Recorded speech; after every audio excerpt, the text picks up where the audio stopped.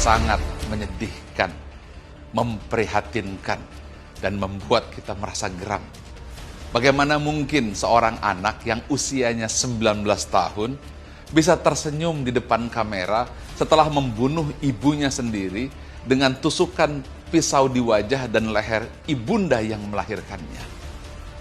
Inilah generasi ketika orang hanya diajarkan kecerdasan intelektual semata, tanpa kecerdasan emosional, tanpa kecerdasan spiritualitas.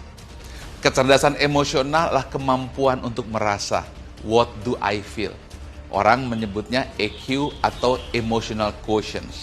Dan itu tidak pernah diajarkan di bangku sekolah, apakah SD, SMP, SMA, atau bahkan sampai universitas. Apalagi kecerdasan spiritualitas. Kecerdasan spiritualitas atau SQ atau spiritual quotient atau spiritual intelligence, itulah kemampuan untuk mendengar hati nurani dan faham siapa jati diri dan suara hati fitrah yang terdalam atau who am I. Kita terbiasa mengabaikan emosi, terbiasa mengabaikan hati nurani, sambil berkata bahwa emosi dan hati tidak berpikir, tapi ini yang berpikir. Dan inilah yang terjadi.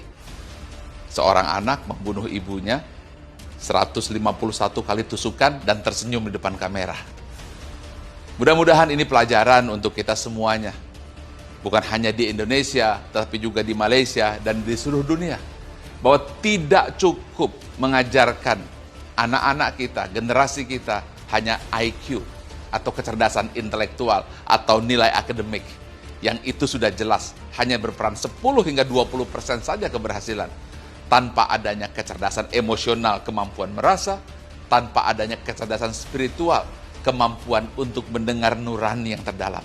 Mudah-mudahan ini menjadi pelajaran besar agar kita mengajari anak-anak kita IQ, tapi EQ dan SQ sebagai kecerdasan paripurna yang harus dikombinasikan.